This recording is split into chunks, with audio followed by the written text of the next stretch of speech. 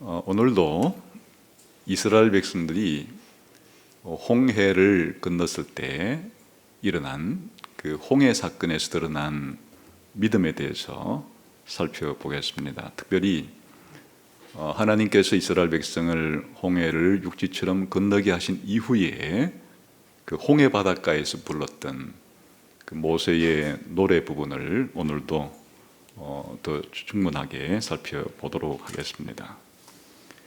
우리 한번 출애굽기 15장에 담겨 있는 모세의 노래 부분, 오늘은 끝부분을 보겠습니다. 18절을 같이 출애굽기 15장 18절을 한번 읽겠습니다. 시작. 여호와께서 영은 무궁하도록 다스리시도다 하였더라. 이것이 모세의 노래, 홍해의 노래의 결론입니다. 결론인 동시에 지금까지 모든 내용을 다시 요약하는 것이기도 합니다. 그래서 이 여호와께서 영은 무궁하도록 다스리시도다, 이게 홍해에서 불렀던 그 이스라엘 백성들의 노래의 주제예요.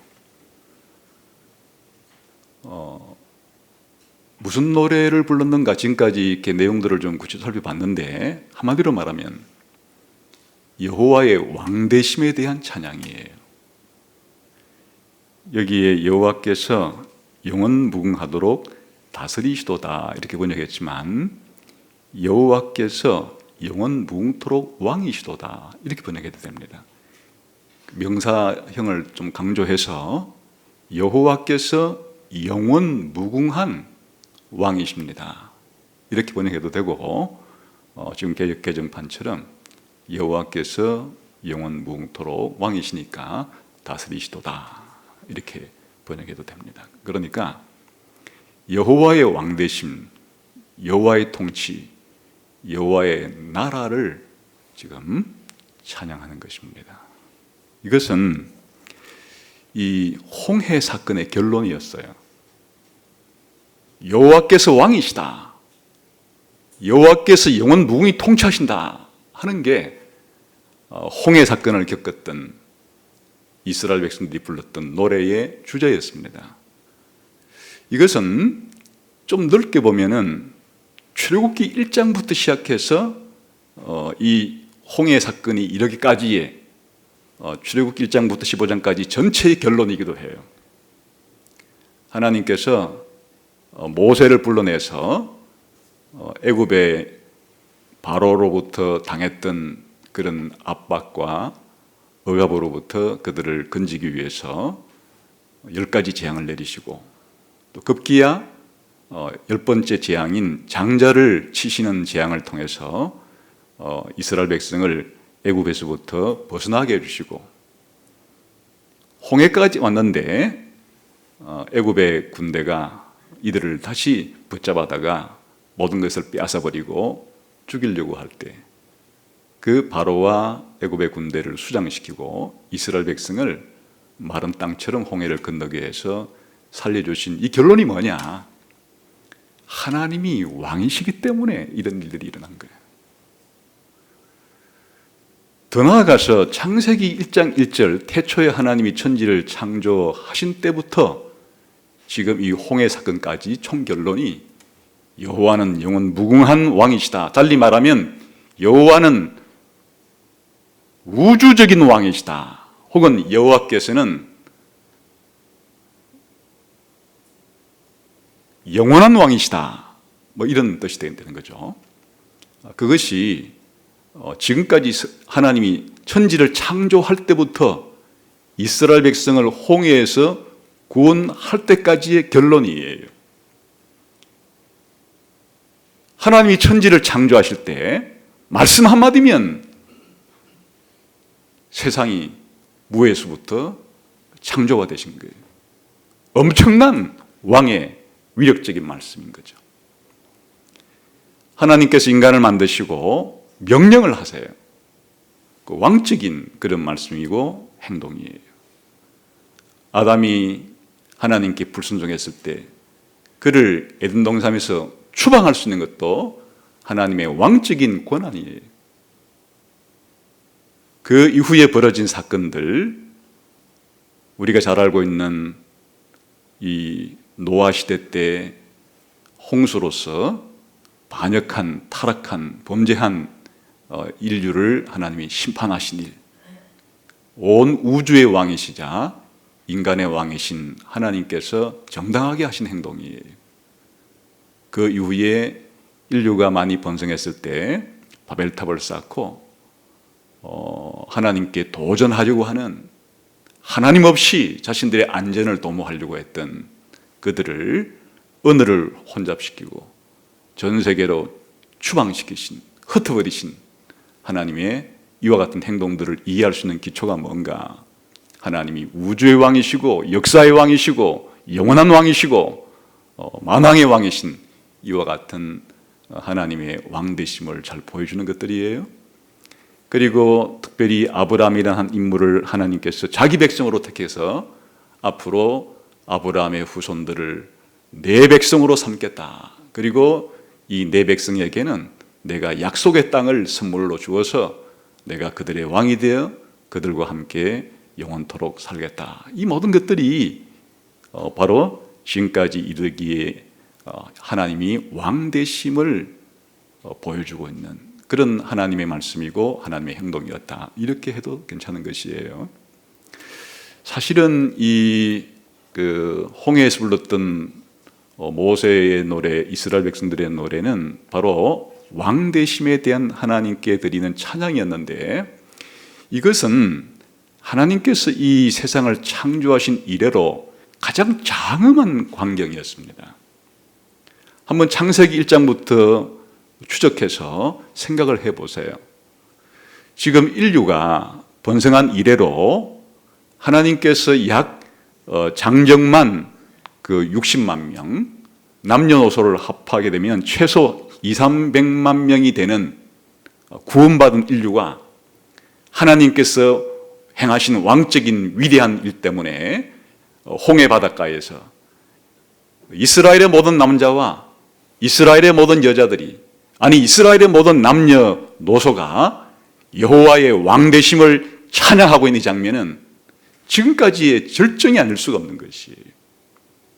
그러니까 이 거국적인 이스라엘 백성이 이제는 수없이 만들어진 상태에서 그들이 최초로 이 성경 전체에서 볼 때 위대한 이런 찬양을 이렇게 불렀던 것은 이 장면이 지금 처음이에요.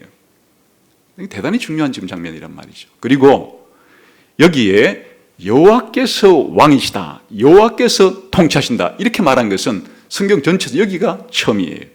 여기서부터 이제 앞으로 여호와의 왕되심, 여호와의 통치, 여호와의 나라라고 하는 이런 생각들이 더 분명하게 표현이 되는 겁니다. 그러니까 여호와께서 영원 무궁토록 왕이시다라고 하는 이 핵심적인 찬양의 주제는 창세기 1장부터 지금까지의 모든 역사를 요약한 동시에 앞으로 미래의 역사를 내다볼 때 인류의 역사, 구속의 역사의 주제 또한 여호와께서 우주의 왕이시고 여호와께서 역사의 왕이시고 여호와께서 영원한 왕이시라고 하는 이 주제가 앞으로 전개될 역사의 가장 중요한 키워드가 되는 겁니다. 이 구절 자체가 성경의 주제라고 해도 과언이 아니에요. 여호와께서 왕이시다.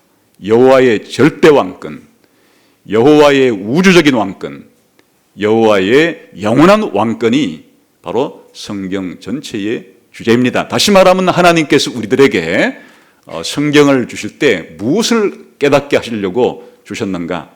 많은 내용들이 있지만 그 내용들을 요약하자면 하나님의 이 위대하신 왕됨, 하나님의 최고 권력자 되심, 하나님께서 온 세상과 온 인류와 모든 것들을 통치하고 다스리고 그렇게 자신의 뜻대로 이루시는 하나님이라는 사실을 가르쳐서 이것을 받아들이고 믿고 하나님께 반응해서 순종할 수 있도록 하시려 하는 목적이 있는 것입니다. 그래서 이 구절은 단순히 그냥 끝에 붙어있는 사족이 아니라 바로 이 모세의 노래의 핵심 내용이자 성경 전체의 핵심 내용이 된다. 이렇게 생각하시면 되겠습니다.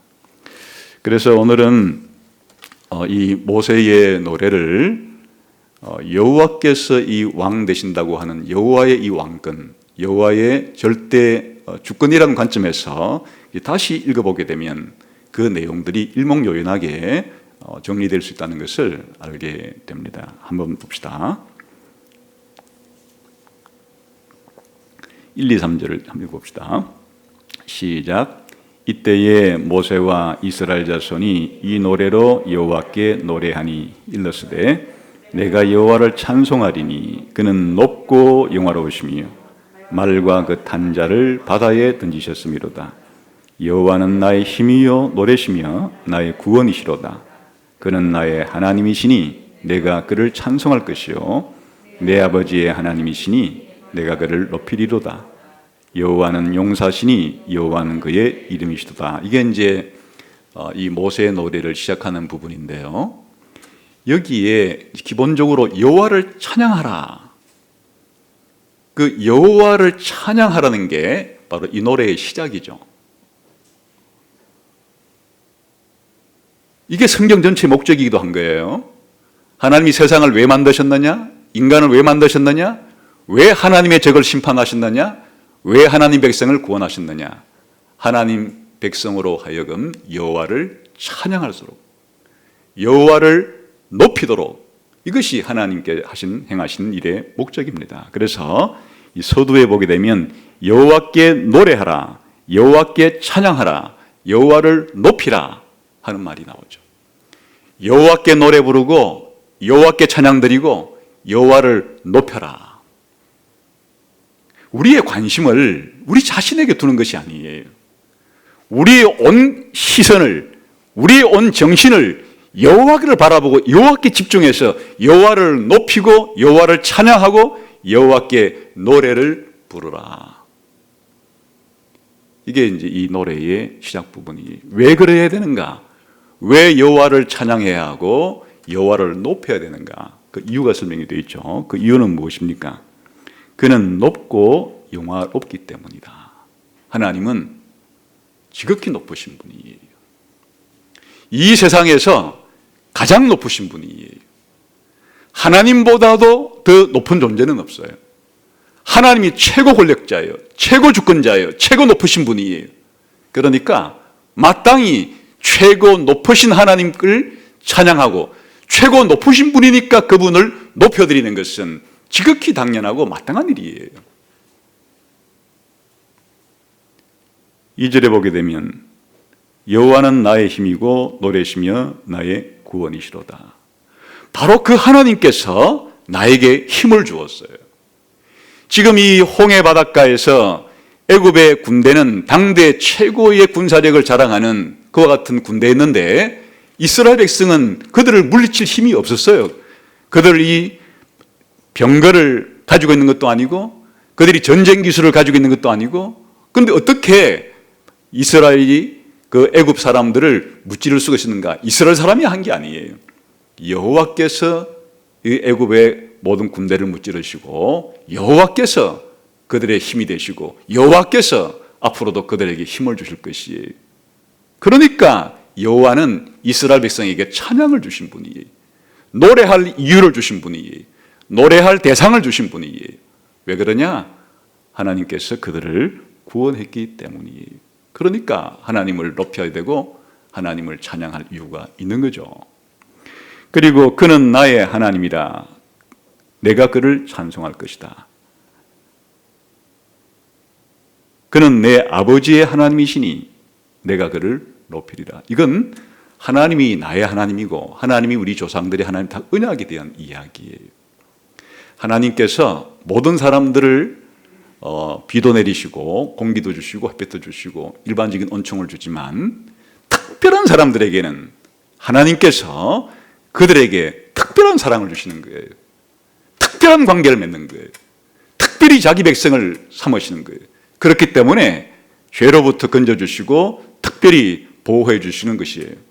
이것이 바로 내 조상들의 하나님, 아브라함과 이삭과 야곱의 하나님이란 뜻이고, 그 하나님이 이제는 모세의 하나님이 되었고, 모세와 함께 출애굽했고, 모세와 함께 홍해를 건넜던 이스라엘 백성의 하나님이 되신 것이라는 것이 언약의 하나님이기 때문에, 그냥 하나님이 일반적으로 최고의 권력자이기 때문만이 아니고 최고로 높으신 그분이 나의 하나님이니까, 나의 왕이시니까,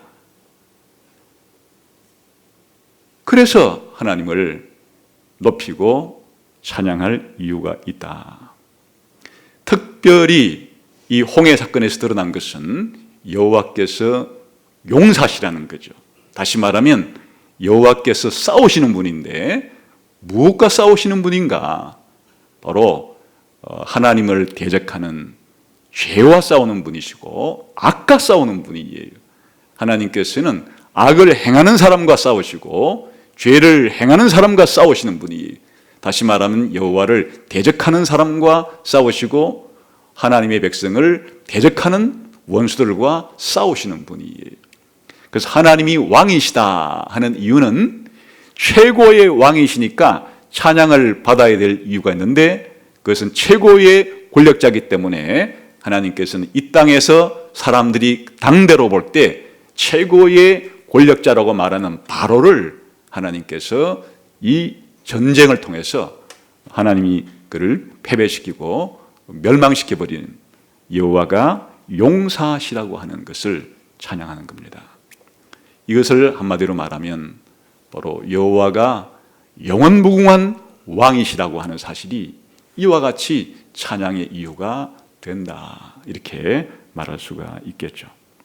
그 다음에는 이제 이 여호와의 용사되심, 다시 말하면 1절에 나타났던 바로 그 탄자와 그 말과 그 탄자를 바다에 수장시키신 일을 자세하게 설명하는 게 4절부터 10절까지인데 이 부분은 그냥 한번 읽고 지나가도 되겠습니다. 시작.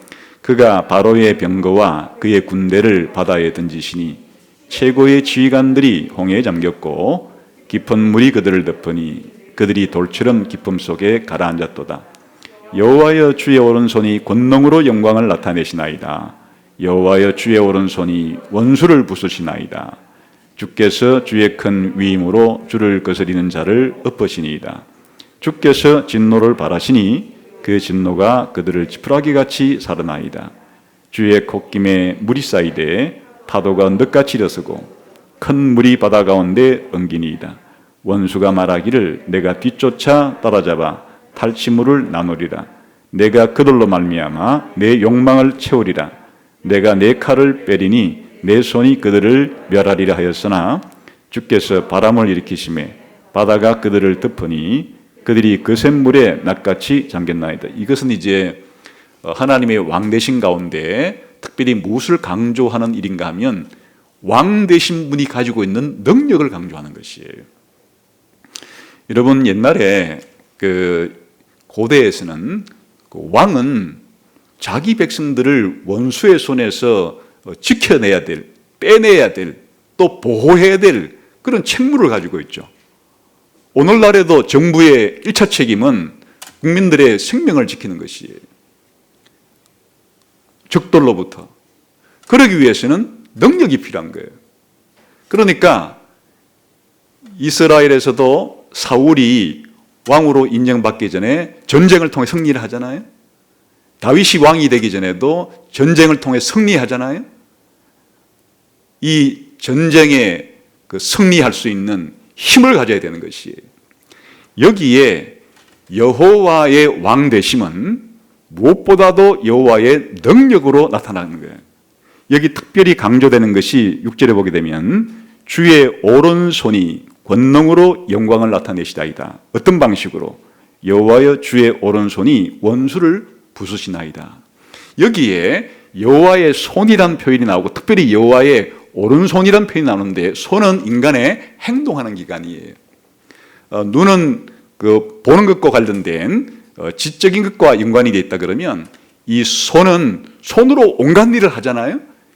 다시 말하면 손이 의미하는 바는 이 행동, 활동력을 의미하는 것인데, 여호와의 오른손은 전능한 손이기 때문에 원수들을 가차없이 멸망시킬 수 있는 그와 같은 힘을 가진 손이에요. 그렇으니 성경에서 앞으로 여호와의 손이 나올 때, 여호와의 팔이 나올 때, 그것은 자기 백성을 구원하기 위해서 원수들을 가차없이 멸할 수 있는 여호와의 힘을 가리키는 것이고, 또 자기 백성들을 팔로 안아서 완전하게 구원할 수 있는 하나님의 전능하신 힘을 말하는 것이에요. 왕 되신 하나님은 그 최고의 왕이라는 이름에 걸맞는 능력을 가지고 계신 것이에요. 그 하나님의 능력은 전능한 능력이에요. 아무도 하나님의 능력을 막아설 자가 없는 것이에요. 이 당시로 볼 때 바로는 이 세상 그 당시 세계에서 가장 최고의 권력을 가지고 있는, 힘을 가지고 있는 존재였지만 하나님의 오른손 앞에 꼼짝없이 바다에 수당될 수밖에 없는 왕 되신 여호와의 오른손은 전능한 힘이 있다 하는 것을 강조하고 있는 것이에요. 그 다음에 11절부터 13절 한번 봅시다. 우선 11절 봅시다. 시작. 주와 같이 거룩함으로 영광스러우며 찬송할 만한 위임이 있으며 기이한 일을 행하는 자가 누구니까. 이 영원 무궁토록 그 왕이시고 온 우주를 통치하시고 이 절대 권력을 가지고 있는 이 왕은 비할 자가 없는데, 아까 이 바로와 비교해도 하나님의 능력은 바로에 비할 바가 아니죠. 그러나 이 당시의 고대 세계는 왕이 최고의 권력자는 아니었어요. 그 당시는 다신을 섬기는, 다신을 믿는 사회였기 때문에 이 당시의 모든 나라들은 전부 다 자기들이 섬기는 신들이 있었어요. 그 신들이 그 나라의 최고 권력자라고 생각하던 시절이었어요. 물론 실제적인 의미에서 그런 신들은 없죠. 그러나 그 당시 사람들이 믿었던 것은 어쨌든 신이 있다고 믿었으면서 그렇게 자기 나라의 그 왕들조차도 신에 의해서 권력을 부여받은 생각했으니까 이집트의 그런 신들이 꽤 종류가 많단 말이죠. 그런데 이집트 사람들이 믿고 있는 그런 신들조차도 여호와 하나님, 영원한 왕이신 하나님에 비하면 아무것도 아니에요. 비할 바가 없어요. 여호와는 유일무이한 권력을 가지시고 유일무이한 지위를 가지신 그러한 하나님이세요. 그래서 이 하나님의 이 위대하신 왕권은, 절대 왕권은 그 당대의 사람들이 믿었던, 자신들이 최고라고 믿었던 온갖 종류의 그런 잡신들보다도 비교할 수 없는 그런 영광스러움을 가지고 있는 그런 왕권이었다 하는 것을 보여주고 있습니다. 그래서 하나님께서 가지고 계시는 그 영원 무궁한 왕권은 거룩함에 있어서 아주 영광스러운 것이에요. 다른 것과는 비교할 수가 없는 것이에요. 또 하나님의 그 왕권 영광은 찬송받으시기에 합당한 것이에요. 그리고 그 하나님의 놀라운 왕권은 기이한 일을 행하시는 위대한 능력을 가진 그런 왕권이에요. 그런 하나님의 비교 불가의 그 위엄과 영광과 거룩함과 탁월함에 대해서 또한 찬양을 드리고 있는 거죠. 마땅한 것이에요. 그 하나님께서 이와 같은 능력을 가지시고 바로 애굽의 모든 군대는 수장시키고 이스라엘 자기 백성은 자기가 만드실 처소로, 자기의 처소로 데리고 가실 것이다. 그렇게 끝이 났죠.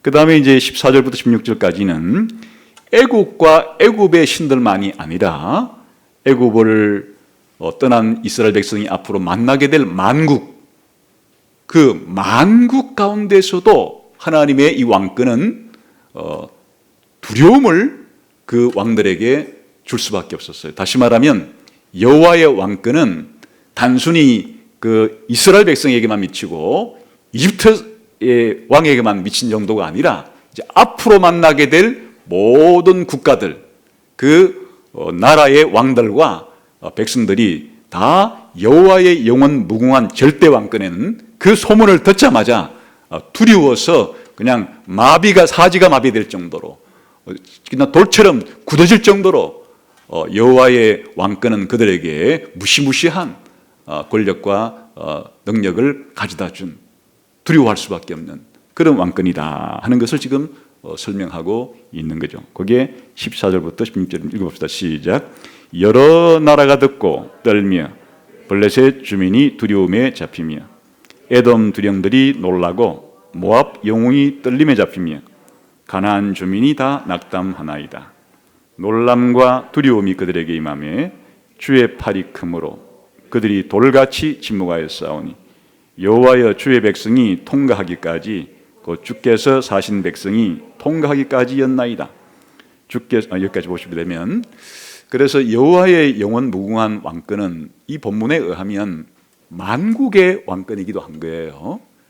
하나님이 왕이시라 하는 표현이 그냥 아브라함의 후손들 몇 사람만 데리고 그들 가운데서만 하나님께서 왕으로서 보호해주고 때로는 그들에게 하나님이 인도해 주시고 하는 것 정도가 아니라, 여호와의 왕권은 만왕의 왕이라고 불릴 정도로 만국에게 영향을 미치는, 만국의 왕들도 두려워 떨 수밖에 없는 그러한 왕권을 하나님께서 가지고 계심을 보여주는 것이에요. 여호와의 왕권이 이집트 왕을 패배시키고 이집트 군대를 멸망시켰다는 소식을 들었을 때, 여호와의 왕권이 그의 백성 이스라엘을 구원했다는 이야기를 들었을 때, 홍해를 육지처럼 건너겠다는 이야기를 들었을 때, 이 세상의 만국의 왕들은 혼비백산하지 않을 수가 없었던 것이에요. 여호와의 왕권 앞에 자신들의 지위와 자신들의 능력은 부살 것이 없는 것이에요. 하나님의 왕권은 바로 이와 같은 만국에 영향을 미치는 그러한 왕권을 가지고 계신다는 사실을 보여주는 거죠. 그 다음에 17절에 봅시다. 시작. 주께서 백성을 인도하사 그들을 주의 기업의 산에 심으시리이다. 여호와여 이는 주의 처소를 삼으시려고 예비하신 것이다. 주여 이것이 주의 손으로 세우신 성소로소이다. 이게 이제 특별하게 하나님의 백성에게 미치는 하나님의 왕권은 하나님의 영토라고 표현될 수 있는 주의 처소, 주의 성소, 주의 기업의 산에, 이게 하나님이 다스리는 영토예요. 이 영토에 자기 백성을 데리고 가시는 거예요. 그러니까 여기에 하나님 나라의 3요소가 다 나와 있죠. 바로 하나님의 영토로 표현된 주의 기업의 산, 주의 거처, 주의 성산에다가 자기 백성, 하나님 나라의 백성을 데리고 가서 함께 사시려고 하는데, 누가 다스리시는가? 바로 18절의 마지막 결론에서 여호와께서 영원 무궁토록 온 우주의 왕이시기도 하신 그분이, 만왕의 왕이기도 하신 그분이 바로 이스라엘 하나님의 백성의 왕이 되어서 영원 무궁토록 그들을 통치하실 것이다 하신다. 지금까지도 그러셨고 지금도 그러시고 앞으로도 그렇게 하실 것이다 하는 것이 이제 이 모세의 노래의 가장 중요한 핵심이었다, 그런 뜻입니다. 다시 말하면 우리 사람들이 생각해야 될 것 가운데, 오늘날 우리들은 이 지극히 자기 내면의 세계에 빠져 있어요. 관심사가 자기 바깥에 있는 세상이 아니에요. 자기 바깥에 있는 세상을 보더라도 곧바로 자기의 내면 세계 속으로 돌아와서 내가 상처를 입었다든지, 내 마음이 아프다든지, 내 마음이 슬프다든지 전부 다 자신의 내면적인 감정에 매몰되어 가지고 그 속에 그냥 빠져 있어요. 그러나 이 시를 보세요. 이 노래를 보세요. 지금 홍해가에 선 이 하나님의 백성들의 이 시각과 그들의 생각은 하나님께 압도당해 있어요. 특히 어떤 하나님께 압도당해 있는가 하면, 만왕의 왕이시고 우주의 왕이시고 영원한 왕이셔서 당신의 적들에 대해서는 심판을 명하시고 당신의 백성들에 대해서는 구원을 행하시는 이 위대한 왕에 대해서 그들의 온 생각이 몰두하고 있는 것이, 그러니까 하나님에 대해서 찬양할 수밖에 없는 이런 상태가 되는 거죠. 하나님을 믿는다 하는 것은 이런 백성이 되는 것이에요. 이 세상을 살아갈 때 하나님을 믿는데 믿는 것 자체가 온갖 내가 계획하는 것이 있어서 하나님 내 계획을 좀 이루어 주세요. 그럼 하나님 쏘시는 거죠. 자기 계획이 먼저고 자신의 계획을 하나님이 이루어 달라고 하는 거란 말이에요. 내 뜻이 먼저고 하나님이 내 뜻을 이룰 수 있도록 해달라는 거예요. 내 감정을 하나님이 보호해 달라는 거예요. 이것은 주종관계가 바뀐 것이에요. 온통 자기의 중심은 자기 자신이에요. 하나님은 자기의 주변에서 자기를 그냥 도와주시고 자기에게 도움을 주시는, 마치 알라딘의 마술램프에 나오는 지니와 같이 내가 요청할 때만 나에게 와서 내 필요한 것들을 채워주고 도와주는 그런 식으로 하나님을 생각하는 것은 기독교인에게 있어서 최고의 불신앙이에요. 이 모세의 노래가 보여주는 바를 보세요. 이 모세의 노래를 부르는 이스라엘의 남녀들이 이 홍해가에서 그들이 부르는 이 찬송 소리에는 그들이 무엇을 최고로 중요시 여겼는지, 그들의 관심사항이 무엇인지, 그들이 무엇에 압도당했는지, 바로 영원 무궁한 왕에 대한 노래를 지금 부르고 있는 것입니다. 이 노래를 부르면서 이스라엘 백성은 앞으로 가나안 땅으로 전진하게 될 것이에요. 이 노래를 부르면서 가나안 땅에서도 살게 될 것이에요. 그것이 이스라엘 백성에게 주어진 하나님의 백성으로서의 위대한 특권이자 또 위대한 의무이기도 한 것입니다. 그래서 이것이 이제 앞으로 성경의 역사가 펼쳐질수록 이것이 이제 더 확대되어지고 더 구체화되어지고, 이 여호와의 왕권이 어떤 식으로 계시가 되어지고 여호와의 왕권이 어떤 식으로 이 세상 역사 가운데 영향을 미치는가 하는 것이 이제 나머지 인류 역사 이 이야기인 동시에 성경의 이야기이기도 한 것입니다. 그래서 이 모세의 노래에서 불려진 이 마지막 구절, 이 출애굽기 15장 18절에 나오는 여호와의 영원 무궁한 왕권은 이제 성경에서 이 시편의 가장 중요한 주제이기도 한 겁니다. 시편 150편이 있는데 여러 가지 이제 내용들이 여기는 섞여 있습니다. 여러 가지 내용들이 섞여 있는데 시편을 그냥 한마디로 말하면 여호와께 대한 찬송, 여호와께 대한 기도예요. 그런데 여호와께 대한 찬송을 왜 부르는가? 그냥 한마디로 말하면 여호와의 영원 무궁한 우주적인 통치와 왕권 때문에 찬송을 부르는 것이고, 왜 여호와께 어려울 때 기도하는가? 여호와께서 우주의 왕이시고 여호와께서 만왕의 왕이시고 여호와께서 영원 무궁한 왕이시니까 우리의 기도를 들어주실 능력이 있으시기 때문에 그 왕께 호소하는 것이 바로 기도예요. 왕 되신 하나님을 찬양하고 왕 되신 하나님께 기도하고, 이게 바로 시편이에요. 이게 바로 찬송이에요. 그래서 시편 가운데 이 하나님의 왕되심을 특별히 노래하는 시편들이 아주 많아요. 우리가 몇 군데만 한번 긴 해설 없이 그 내용들을 한번 살펴보면 도움이 될 것 같네요. 우리 한번 시편 47편 한번 봅시다.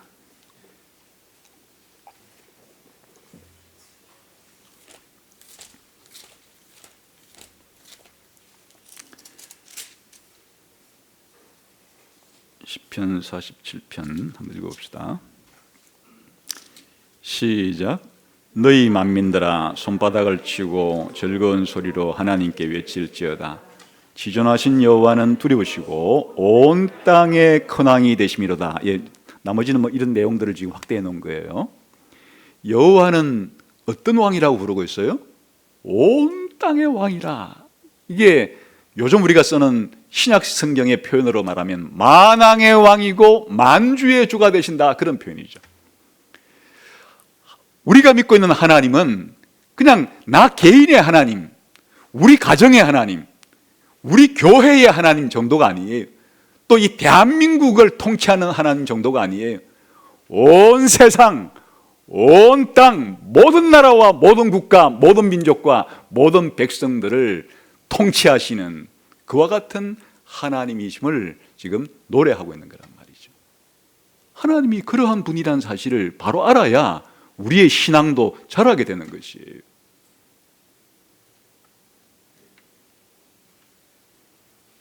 하나님은 온 땅의 하나님일 뿐 아니라 영원무궁한 왕이기도 하세요. 우리 시편 16절 한번 봅시다.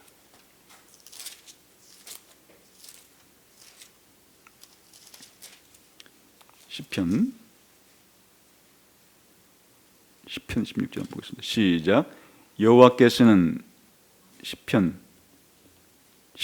16절입니다. 시편 16절. 네? 뭐라고요? 시편에 그냥 구 다음에 시편이에요. 시편에 열 번째 편 시편 16절. 발음이 아주 이상했나요? 자, 그러면 한번 16절 봅시다. 시작.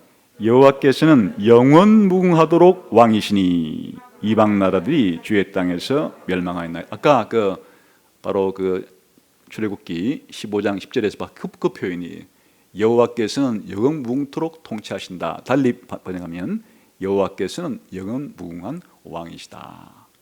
같은 내용이에요. 그 짝을 이루는 게 뭐라 그랬어요? 영원무궁한 왕일 뿐 아니라 바로 온 땅의 왕이기도 하시다. 그래서 이제 시편에서는 그런 왕을 큰 왕이라고 불러요. 대왕이라고 불러요. 대왕인데 세계 역사에 비유하면 왕중왕인 황제 중의 황제인 만주의 주시다, 이런 표현을 쓸 수 있는 것이고, 그런데 이 영원한 왕이시고 만왕의 왕이신 분이니까 그분은 비교할 수 없는 영광스러운 왕이에요. 한번 시편 24편을 한번 봅시다. 조금 뒤에 넘어가서 시편 24편 7절부터 10절까지 한번 보겠습니다. 시작. 문들아 너희 머리를 들지어다. 영원한 문들아 들일지어다. 영광의 왕이 들어가시리로다. 영광의 왕이 누구시냐? 강하고 능한 여호와시요 전쟁에 능한 여호와시로다. 문들아 너희 머리를 들지어다. 영원한 문들아 들일지어다. 영광의 왕이 들어가시리로다. 영광의 왕이 누구시냐? 만군의 여호와께서 곧 영광의 왕이시로다. 여기 문은 성전문을 가리키는 것이에요. 성전의 지성소에 하나님께서 계시니까 언약궤가 이제 지성소에 들어간다는 것을 머릿속에 그림을 그려보세요. 그러면 바로 왕이신 하나님이 자기의 왕궁으로 입장하시는 게 바로 성전문으로 들어가시는 거예요. 그럴 때 그 지성소에 들어가시는 이 여호와는 어떤 왕이시냐? 영광의 왕이시다. 거룩한 왕이시다. 최고 존엄이시다. 최고로 높으신 왕이시다. 그런 뜻일 수도 있겠죠. 그래서 이제 이 시편에는 150편이 있는데 이와 같은 여호와의 왕됨을 찬양하는 노래들이 많은 중에도 특별히 시편이 이제 5개의 모음집으로 되어 있습니다. 그 중에서 네 번째 모음집인 시편 90편부터 106편까지에는 특별히 시편 93편부터 100편까지가 전부 다 여호와의 왕되심을 노래하는 것들로만 모아놨어요. 너무 중요한 주제이기 때문에 여호와의 왕되심의 주제를 한 곳에다가 모아놓은 것이에요. 나중에 시간 되시는 분들은 한번 그 부분들을 읽어보시면 바로 출애굽기 15장 18절의 그 주제가 시편에서 힘차게 울려 퍼진다는 것을 알 수가 있죠. 이 선지서에 들어오게 되면 이사야든지 에스겔이든지 다니엘이든지 하나님께서 뭘 보여주시는가 하니까 높이 들린 보좌 위에 앉아 계신 하나님으로 선지자들에게 자기를 보여주세요. 높이 들린 그 보좌 위에 앉으신 분은, 보좌라는 다른 말의 번역은 왕자니까 왕자에 앉아 계신 분으로 하나님이 자기를 소개하세요.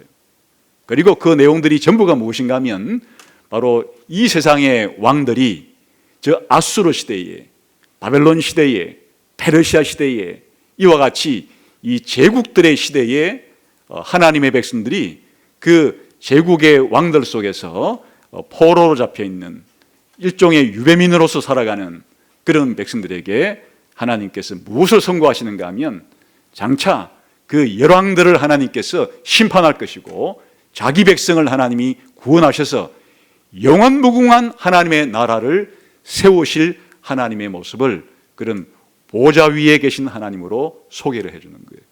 그래서 이제 요한계시록에 오게 되면 특별히 요한계시록 4장과 5장에 특히 4장에 사도 요한에게도 하나님께서 높이 들린 크고 높은 보좌 위에 앉아 계신 하나님으로서 네 생물과 24장로와 천군 천사와 모든 피조물에 둘러싸인 채로 영광과 존귀와 찬송을 받으시는, 예배를 받으시는 절대 왕권을 가지신 그런 하나님으로서 소개를 하는 것이에요. 다시 말하면 제가 시간 관계상 그냥 성경의 전체 내용이 여호와의 절대적인 왕권, 달리 말하면 절대 주권, 여호와께서 가지고 계시는 바로 영원한 왕권, 우주적인 왕권, 만왕의 왕권, 이것들을 우리들에게 소개하는 것이 성경의 중요한 주제다 하는 사실은 어느 정도 이해가 됐으리라고 생각이 들어요. 그러면 이 여호와의 절대 이 주권 혹은 여호와의 절대 왕권을 우리들의 삶 속에서 어떻게 적용하고 살아가면 좋은가 하는 것이에요. 그것은 첫 번째로 여호와 하나님의 이 왕권 자체가 지금 영원무궁한 왕이시다, 만왕의 왕이시다, 영광의 왕이시다 이렇게 표현하는 것은 인간 세계에 있는 왕들과 지금 비교를 해주는 표현들이죠. 다시 말하면 인간 세계에서 왕이라고 하는 최고 존엄이라고 불리는 절대 권력을 가진 자들은 그들 자체가 가지고 있는 왕권 자체는 자기들이 다스리는 영토 자체가 제한적이죠. 온 세상의 왕은 한 사람도 없어요. 가끔씩 정신 나간 인간들이 생겨나서 자기 영토를 온 세상으로 넓혀보려 했던 인물들이 가끔씩 태어나기는 했죠. 알렉산더라든지 징기스칸이라든지 이런 인물들, 혹은 히틀러라든지 전 세계에 한번 통치자가 되고 싶은 욕심에 군사를 일으켜서 이 세상을 혼란의 도가리로 빠뜨렸던 그런 인물들이 나오긴 했지만 이 세상의 모든 왕들은 자기가 다스리는 그 영토 자체가 한정된 왕들이에요. 그뿐 아니라 그들이 다스리는 기간 자체가 지극히 일시적이에요. 건물 10년이라는 말이 있듯이 10년 권력을 유지하기도 쉽지 않은 것이에요. 그러나 옛날 왕국시대 때는 자기가 죽을 때까지는 왕권을 유지할 수 있고 심지어 자기 자손들에까지 왕권을 넘길 수가 있어서 왕조를 지탱하지만 그 왕조조차도 200년 가기가 힘들고 500년 가기가 힘들고 1000년을 가는 왕조는 눈에 씻고 찾아봐도 찾아보기가 힘든, 어쩌다가 가끔씩 하나의 그런 왕조가 있을 뿐이지 그 왕조가 5000년을 가고 그 왕조가 10,000년을 가고 이런 왕조는 없는 것이에요. 오늘날에는 특별히 선출해서 통치자를 뽑기 때문에 자손들에게 물려줄 수 없을 뿐 아니라 자기 자신도 종신토록 할 수 없을 뿐 아니라 오래 해봐야 4년이고 5년이고 우리나라 같으면 올 7년이고 이와 같이 일시적인 통치권을 가질 수밖에 없고, 그들이 가지고 있는 왕권이라는 것 자체가 우리들이 투표로서 그들을 통치자로 세웠건 아니면 그냥 이 선거를 통해서 왕을 만들어 주었던지 간에 우리 인간들과 똑같은 인간들이에요. 똑같이 무지하고 똑같이 무능력하고 똑같이 부도덕한 인간들이 통치권을 가지고 통치하기 때문에 이 세상에 어느 나라를 눈 씻고 본다 할지라도 제대로 그 나라를 의와 정의와 공평으로 잘 다스리는 그런 왕들은 정말 역사에 찾아보기가 힘들고 잠깐 몇 년 동안 그런 흉내를 내다가는 곧바로 폭군으로 빠져버리고 하는 것이 인류의 역사였어요.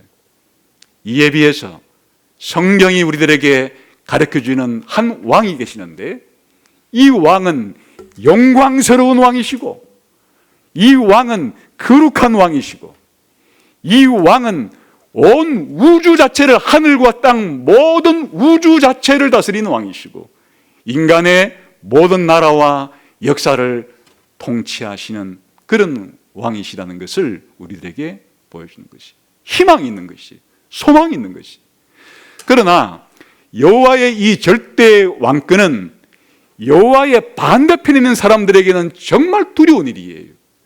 여호와의 반대편에 서서 여호와의 왕권을 인정하지 않고 여호와를 반대하고 여호와를 무시하고 여호와의 왕되심을 인정하지 않는 하나님의 원수들에게는 정말 청천벽일 것 같은, 그들에게는 무서운 사실이 아닐 수가 없는 것이, 그러니까 그들은 애써 부정하는 것이에요. 이 땅의 모든 권력자들이 이런 자기 위에 있는 만왕의 왕이신 분이 계시다 그러면 자신들의 마음대로 할 수 없으니까 그들은 의지적으로 만왕의 왕 되신 하나님을 부인하고 부정하고, 그래서 자신이 독재자로서 권력을 한 손에 쥐고 자기 마음대로 하고 싶어 하지만, 바로 이들은 저 애굽의 바로와 같이, 그리고 그 이후에 아수르의 왕, 바벨론의 왕들과 같이 전부 다 하나님이 만왕의 왕이시기 때문에 그들의 권력은 지푸라기처럼 하나님이 부시면 다 쓰러질 수밖에 없던 것이에요. 그 성경이 보여주잖아요. 이 바로의 권력을 하나님이 10가지 재앙을 통해서, 그리고 이 홍해에서 여지없이 하나님께서는 이 바로의 왕권을 무너뜨리시잖아요. 그 이후에 다니엘서를 봐도 하나님께서 느부갓네살이라는 왕이 자기 나라가 좀 커지니까 기고만장해 가지고는 마치 자기가 온 세상의 통치자인 것처럼 교만했다가 하나님이 그를 정신병에 걸리게 해서 쫓아내 가지고 왕궁 바깥에 그냥 덜짐승처럼 살아가게 만드는 거예요. 일정 기간을 덜짐승처럼, 야생 동물처럼 살아가다가 다시 제정신을 주어서 깨닫고 보니까 이 바벨론이라는 제국이 당시로 볼 때 어마어마한 큰 제국이고 위대한 제국이지만, 나는 하나님의 권력 아래서 하나님께서 나를 쫓아내시면 내가 짐승처럼 바뀔 수밖에 없다고 하는 그와 같은 일을 배우게 되는 거예요. 벨사살이라는 또 바벨론의 왕이 기고만장해서 여호와 만왕의 왕께 드리는 제사의 용기에다가 술을 담아서 당시의 사람들을 초청해다가 잔치를 벌여서 자기가 여호와보다 더 높은 권력을 졌다는 것을 뽐내려고 했지만은 하나님이 그날 밤에 글자를 새겨서 너의 기간은 끝났다 말씀하시고 그날부로 벨사살 왕을 하나님께서 죽이신 것이에요. 여러분, 우리가 하나님의 절대 왕권을 믿는다는 것은 불신자들에게는 두려운 일인 거예요.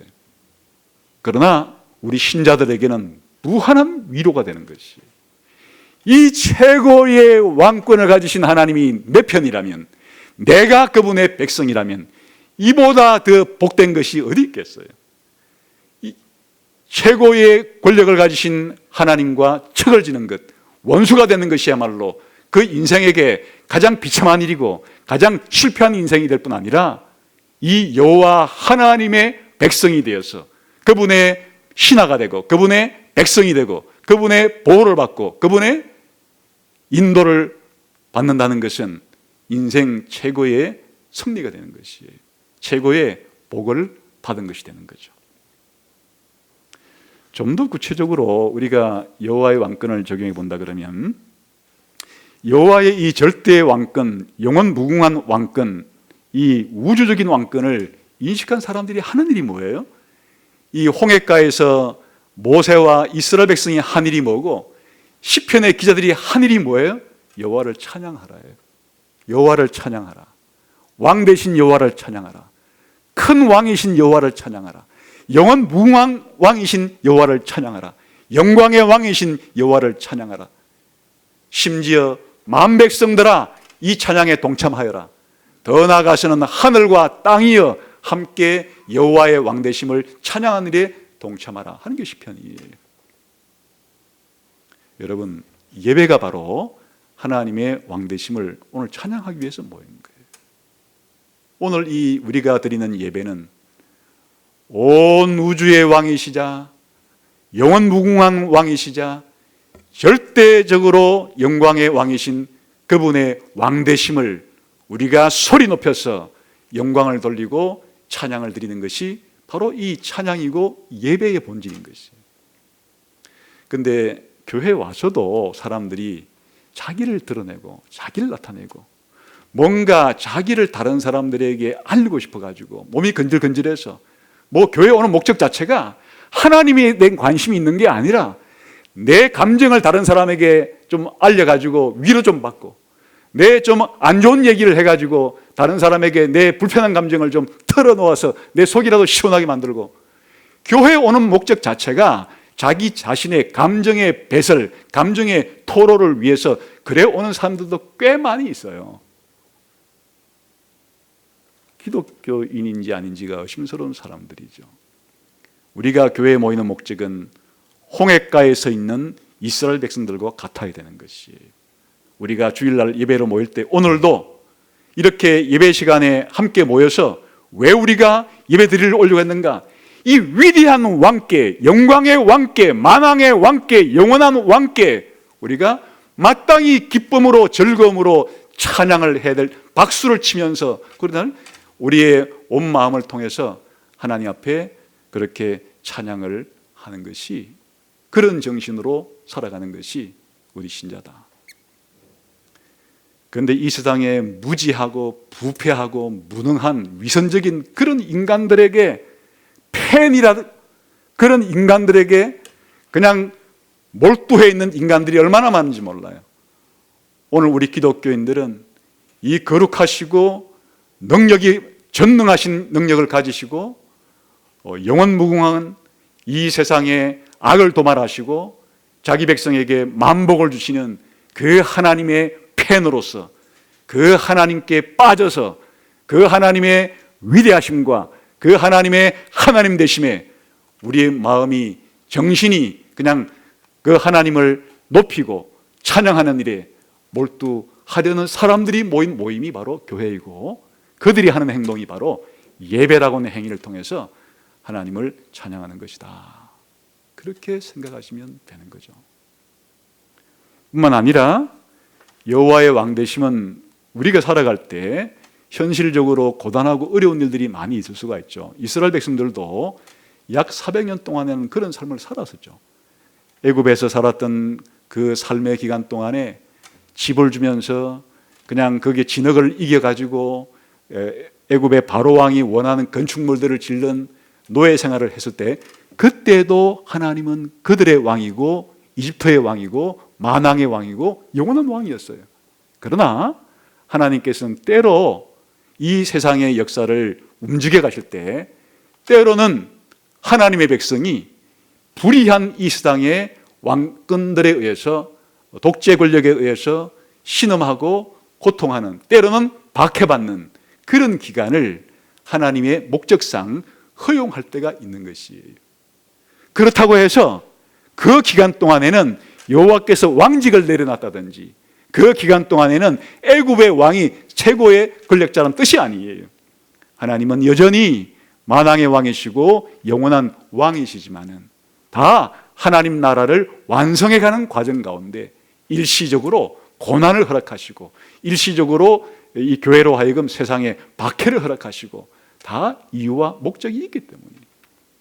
그러니까 여호와의 절대 왕권을 믿는 사람들은 내 생애 속에 발생하는 힘겹고 어려운 일들이 생길 때도 여호와의 왕권이 나를 보호하고 지탱해 오고 있는 중에 뜻이 있어서 나에게 일시적으로 이와 같은 일을 겪게 하셨을 뿐이지 그럼에도 불구하고 여호와는 여전히 나의 왕이시고 나의 힘이시고 나의 구원이시고 나의 노래이시라고 하는 그런 사실을 가지고 인내하는 데 도움이 돼요.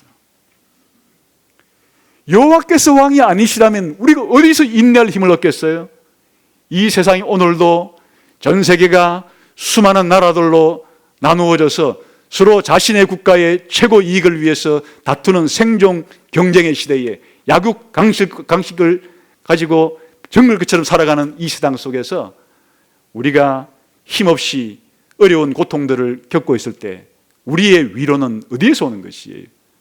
바로 여호와께서 우주의 왕이시자 만왕의 왕이시라고 하는 과거에도 그랬고 지금도 그렇고 앞으로도 왕이시라고 하는 그 사실 때문에 우리가 조금 버티면 된다. 조금 인내하면 된다. 조금만 있으면 된다 하나님께서 이 문제를 정리해 줄 때가 온다. 그렇게 힘을 버티고 가는 것이에요. 그리고 여호와의 왕권은 우리 미래에 대한 생각을 바꿔놓잖아요. 여호와의 왕권이 일시적이라면, 즉 과거에 구약 성경에 기록되었을 당시에 이스라엘 백성에게만 역사했고, 신약 성경이 기록됐을 때 예수님에게만 역사했고, 초대교회에게만 역사한 이래로 지금까지 하나님은 손 놓고 계시고, 이 세상의 왕권은 이 세상의 모든 자들에게 다 넘기셨다고 생각한다 그러면 우리에게 미래에 대한 희망은 없죠. 그러나 여호와의 왕권은 영원 무궁한 왕권이에요. 그러므로 우리의 미래를 우리들은 밝은 눈으로, 긍정적인 눈으로 우리 미래를 바라볼 수가 있는 거죠. 그래서 이 출애굽기 15장에 나오는 모세의 노래도 마지막 것은 굉장히 밝고 희망차잖아요. 여호와께서 우리를 구속하셔서 우리를 자기의 처소, 자기 성소로 인도하시는도다. 그리고 그 성소에서 우리를 다스려 주시는도다. 여러분, 그러므로 여호와의 왕권이라고 하는 것은 우리가 이 세상을 살아갈 때 용기가 필요할 때는 용기를, 때로는 우리가 죄를 지었을 때 죄를 회개해야 될 당위성이 어디에 있는 것이에요? 여호와의 왕권은 거룩한 왕권이기 때문에 하여튼 원수, 이 죄를 싫어하시고 죄를 미워하신 분이니까 내 밖에 있는 다른 사람의 죄를 미워할 뿐 아니라 내 안에 있는 죄도 미워하시기 때문에 우리가 죄를 짓고 잘못했을 때 하나님께 회개할 수 있는 가장 강력한 동기부여도 여호와의 왕권에 있는 것이에요. 그리고 이 여호와의 왕권은 내 개인적인 문제와 우리 가정의 문제와 우리 교회의 문제와 우리 국가 문제만이 아니라 전 세계의 미래가 하나님의 손에 달려있다. 하나님께서 만왕의 왕으로서 만국이 와서 하나님께 찬송을 부를 수 있을 정도로 그렇게 이 세상을 새롭게 창조하실 분이시다라고 성경은 우리에게 여호와의 왕권을 소개하는 겁니다. 그러므로 여러분, 오늘 우리는 모세의 노래에 있는 마지막 구절을 통해서 우리가 하나님에 대한 생각을 혁명적으로 바꿔야 된다는 것을 배우게 되는 것입니다. 우리가 여호와의 왕권을 제대로 모르게 되면 우리의 신앙생활은 마치 하나님이 나를 위해 존재하시는 것인 양, 또 하나님은 그냥 나의 좋은 친구라, 내가 어려울 때 도와주고 함께 있어주고 위로해주고 그런 정도 친구 같은 하나님으로서만 그렇게 생각하기 쉽죠. 그러나 오늘 여호와의 왕권에 대한 찬양을 들어보세요. 하나님은 위대한 분이시고 높으신 분이시고 거룩하신 분이시고 힘 있는 분이시고, 그렇기 때문에 우리의 모든 소원이 하나님께 달려있고 우리의 모든 소망이 하나님께 달려있고 우리가 하나님의 위대하심을 이렇게 발견해서 여호와께서 왕이시다라고 세상 사람들에게 자신의 삶을 통해서 자신의 말을 통해서 그렇게 증언하는 사람들이 바로 교회이고 우리 하나님 백성 기독교인이다 하는 사실을 배울 수가 있습니다. 오늘 모세의 노래의 마지막 결론이 여러분의 평생의 불을 여러분의 노래가 되시고 여러분의 힘이 되시고 여러분의 구원이 되시기를 주님의 이름으로 축원합니다. 기도하겠습니다.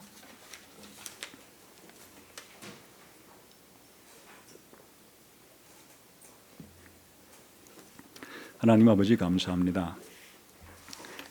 오늘도 이 주일날 성경 말씀과 성령님을 통해서 만왕의 왕이시고 영원한 왕이신 절대 최고 권력을 가지신 하나님을 저희에게 가르쳐 주셔서 이 하나님 앞에 무릎을 꿇고 우리의 손을 모으고 입을 벌려서 찬양하게 하시니 감사합니다. 이 찬양 소리가 우리의 가슴을 울리고 우리의 입술을 통해서 세상을 울릴 수 있도록 역사해 주옵소서. 예수님 이름으로 기도하옵나이다. 아멘.